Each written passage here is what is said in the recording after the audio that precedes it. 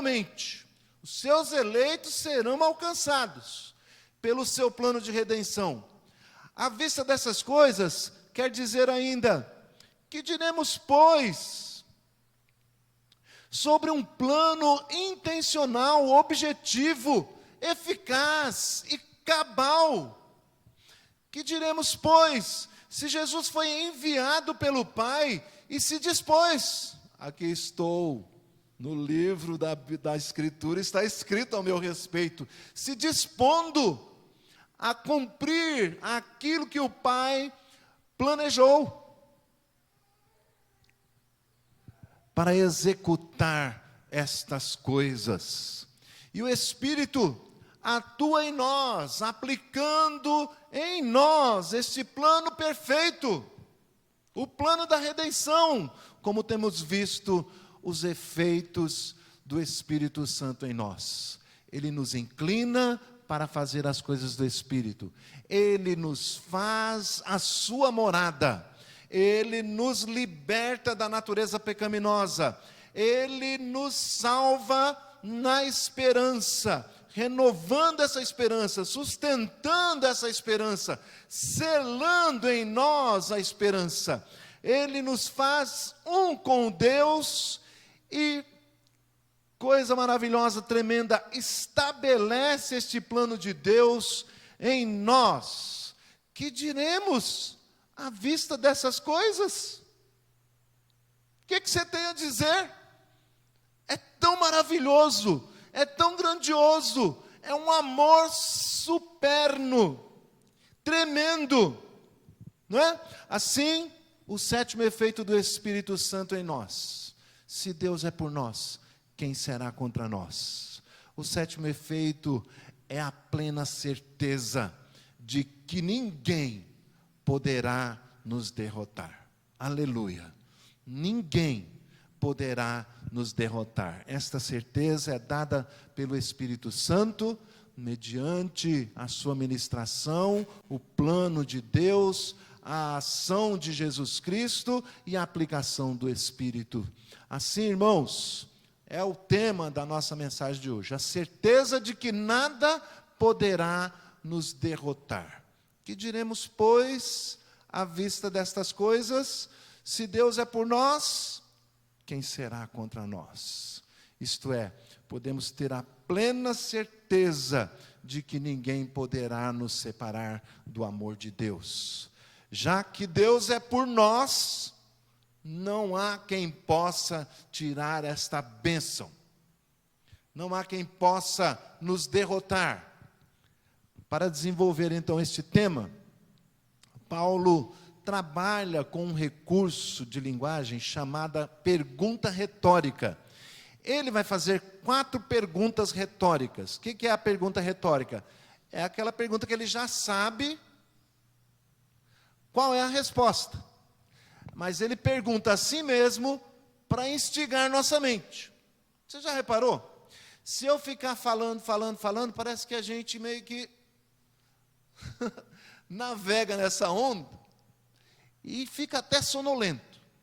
Mas quando tem uma pergunta, quando instigo você com a pergunta, parece que a gente liga a mente, liga o coração, presta mais atenção. O apóstolo Paulo faz exatamente isso com essas perguntas retóricas, para afirmar, para confirmar esta certeza, este efeito de certeza de que jamais poderemos ser derrotados. Se não vejamos a primeira pergunta retórica que ele coloca: não nos dará...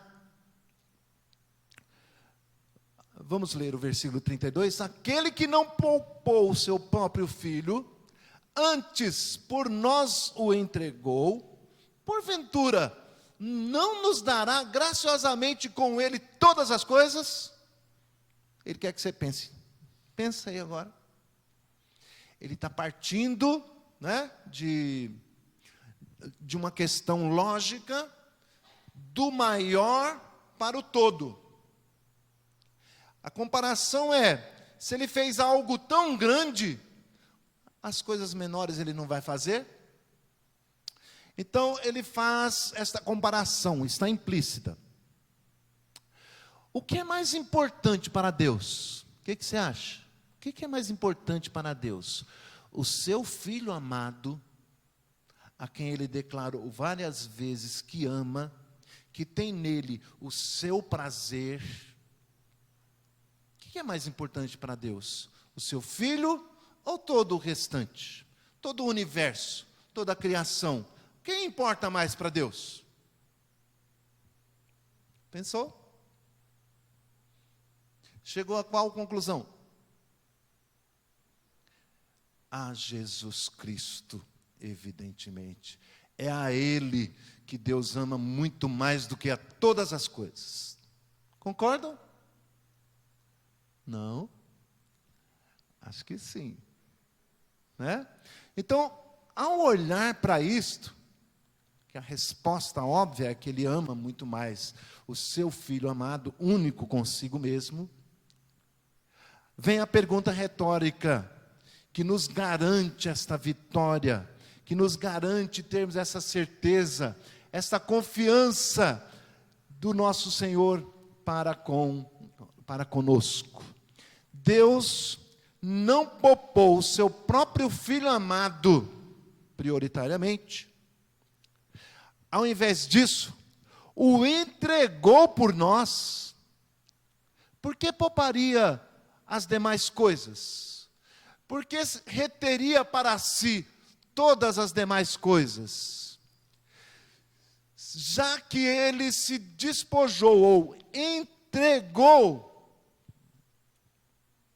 não sei se é bem adequado esse termo se despojou, né? Mas já que ele entregou o seu Filho por amor de nós, já que ele entregou aquilo que para ele é mais precioso, mais maravilhoso, o mais importante, o mais amado, isto é a garantia, isto é o efeito do Espírito Santo nos garantindo: fica tu certo de que Ele nos dará todas as coisas.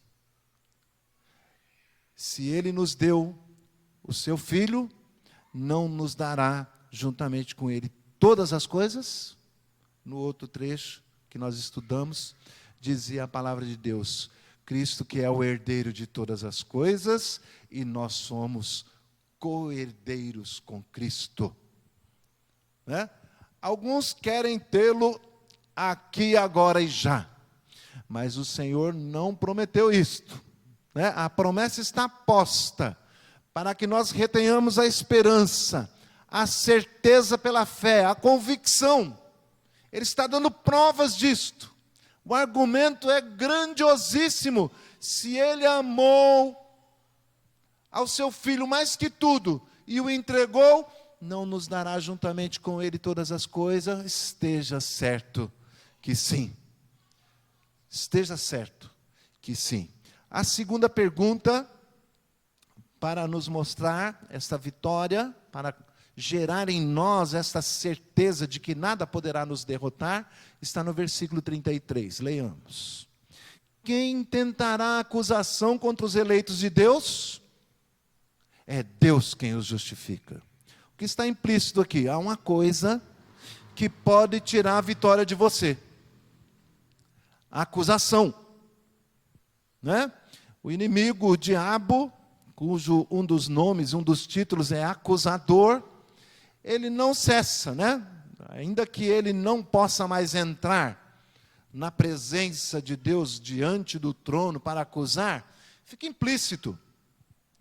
Às vezes basta um olhar para se fazer entendido, não é? Basta um olhar, ele não precisa, ele não tem acesso, mas a acusação ele lança contra nós, ele lança diante dos outros, nos acusa, nos tenta, e muitos cedem à sua acusação, cedem à sua tentação, se deixam levar, se esquecem daquilo que está posto em Cristo Jesus para nós. A palavra está dizendo: quem pode intentar uma acusação contra os eleitos de Deus? Vai acusar você a quem? A quem que ele vai ser o dedo duro? Como é que chama? É o X9. Para quem? A Deus. E imediatamente o apóstolo Paulo responde: mas é Deus quem o justifica. Se é Deus quem o justifica, como que ele vai receber alguma acusação?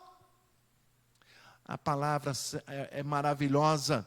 Ninguém pode obter sucesso em nos acusar de qualquer coisa, de nada. Nenhuma acusação será válida, porque qualquer que seja a acusação, terá de ser feita diante do juiz de toda a terra. Logo se tornará vazia, inválida. Uma vez que a resposta será: eu já os puni. Do que você os acusa? Eu já os puni. E não somente isto, já os tornei também justo, puros, santos diante de mim. Parou para pensar nisso aí já? O Senhor olha para nós assim: santificados, purificados, justificados pelo sangue de Jesus, derramado naquela cruz, a saber, todos aqueles que creem, que já foram punidos, né? Assim, a sua acusação não vale, não procede, está anulada em Cristo Jesus. Esta pergunta mostra que podemos ter certeza de que nada pode nos separar, nos derrotar daquilo que Deus tem para nós. E a terceira pergunta é também retórica. É quase que consequência desta. Se não há o como acusar, se não há quem possa acusar diante de Deus a qualquer de nós, quem poderá os condenar?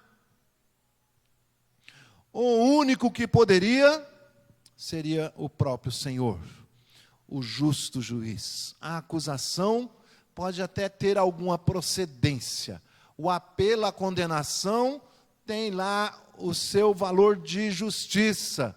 Mas todo aquele que crê em que Jesus Cristo já foi punido no seu lugar, sim, já foi condenado, mas também já foi punido. Jesus Cristo sofreu a minha condenação, recebeu sobre si a ira de Deus. É Cristo, diz aí o apóstolo Paulo, é Cristo Jesus quem morreu, se fez maldito em meu lugar, sofreu a minha condenação. Não nos parece que Ele tem alguma pretensão de nos condenar. Quem os condenará, se Cristo mesmo foi quem morreu por nós? Antes, o apóstolo Paulo diz: não apenas morreu, mas também ressuscitou para a nossa justificação. Porquanto, sendo Ele justo, não tendo pecado algum, venceu a morte, porque ela só poderia reter aqueles que pecarem, que quebrassem a lei. E aquele que não quebrou, não cometeu nenhuma injustiça, pecado algum, nem dolo algum se achou em sua boca, era impossível que a morte o retesse. Ele ressuscitou para a nossa justificação. Diz ainda o apóstolo Paulo, o qual, o Senhor Jesus Cristo, que até seria o único que poderia nos acusar, todavia, Ele venceu a morte e está exaltado à destra do Deus Pai Todo-Poderoso, um advogado, não nos acusando, mas também intercedendo por nós. Coisa maravilhosa. Então, não somente nós oramos, intercedemos a Deus, Você tem intercedido pelos pecadores, intercedido pelos seus entes queridos, intercedidos pelos seus amigos, vizinhos, colegas. Não somente nós intercedemos, como também o Espírito Santo intercede por nós com gemidos inexprimíveis. Não só nós, não só o Espírito, mas também Jesus está à destra de Deus, intercedendo por nós. Que coisa maravilhosa! Aquele que poderia nos condenar, está intercedendo por nós, aleluia! Quem poderá? Quem os condenará? Então, nós, com essa terceira pergunta, chegamos à conclusão com a quarta pergunta. A quarta pergunta, ela é conclusiva, parece que ela pega todas essas perguntas, responde de uma vez só. A conclusão é que podemos ter então esta certeza, diante disto, podemos ter certeza da nossa vitória. Podemos ter certeza de que nada, nem ninguém pode nos derrotar. Porque a próxima pergunta retórica conclusiva é: se Deus é por nós, quem será contra nós? Ninguém. Nada poderá nos separar do amor de Cristo. Nada. Nada pode nos separar do amor de Cristo. Quem nos separará do amor de Cristo? Ninguém poderá fazê-lo. Porquanto é um plano perfeito de Deus. Mas Paulo, e se vier as lutas? Quem pode nos separar do amor de Cristo? Será a tribulação? Tribulação é uma palavra que significa ser triturado, peneirado. É como peneirar o trigo. Para escolher, né? Para separar quem é e quem não é, né? A tribulação pode vir. Não conseguirá nos separar do amor de Cristo. Aqueles que são verdadeiramente escolhidos, salvos. A angústia, quantas angústias que sofremos, né? Muitas vezes nós fabricamos, nos pré-ocupamos, ocupamos a mente antecipadamente por coisas que nunca acontecerão.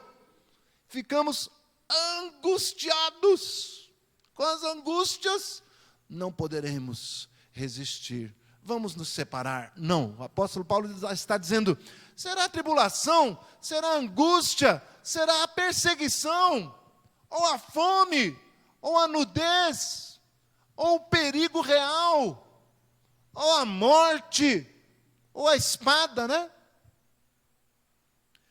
O que pode nos separar do amor de Cristo?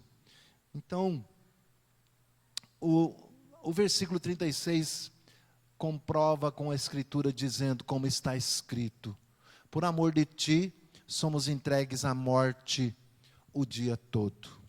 Fomos considerados como ovelhas para o matadouro. Diferente um pouquinho deste evangelho que está sendo pregado por aí.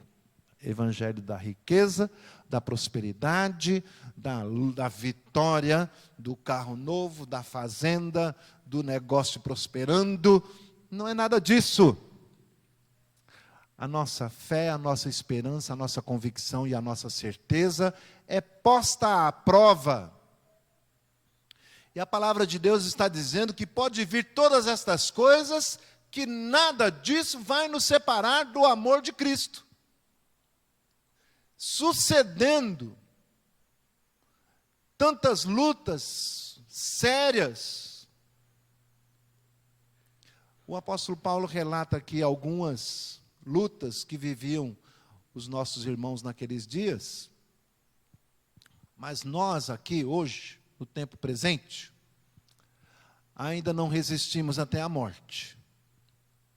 Mas está próximo o dia em que haverá uma perseguição tal que nunca houve na face da terra.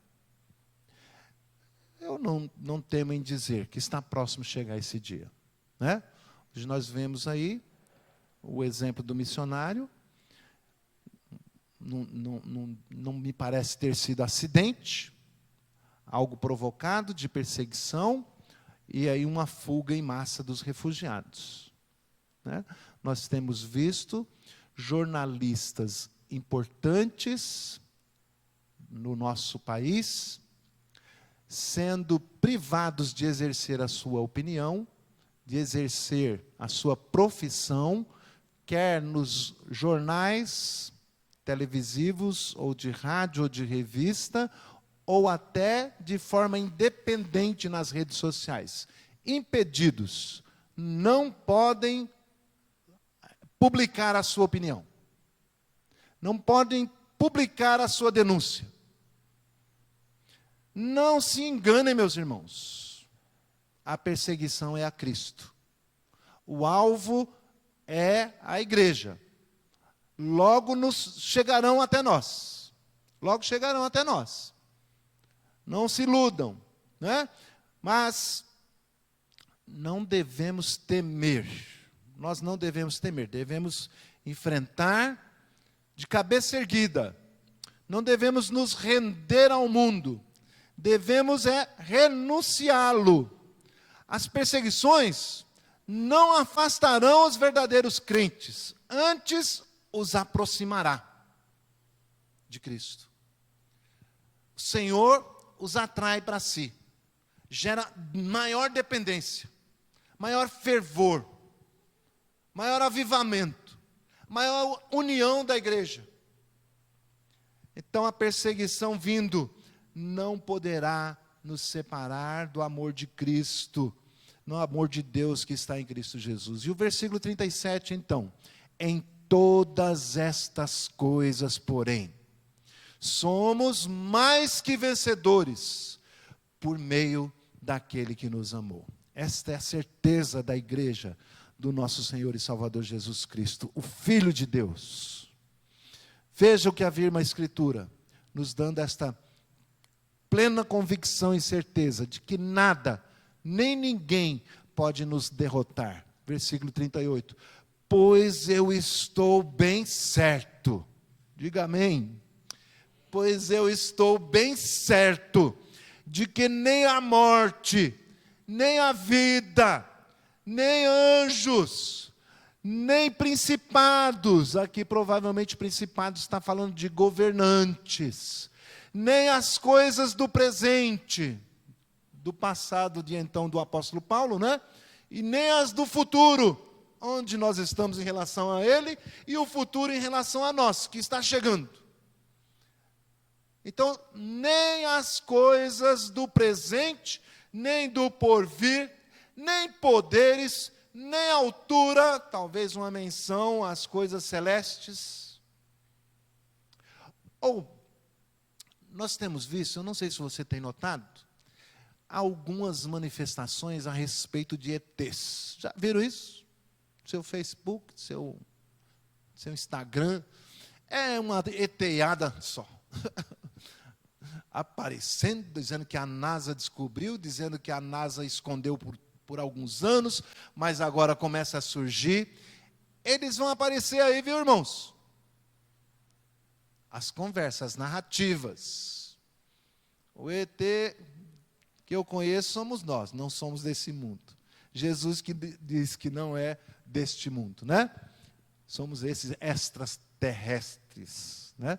Mas o Senhor há de vir da sua glória para buscar a sua igreja. Nem o que vem da altura, supostamente, ou que seja demônios infernais, fazendo menção à profundidade, nem a qualquer outra criatura.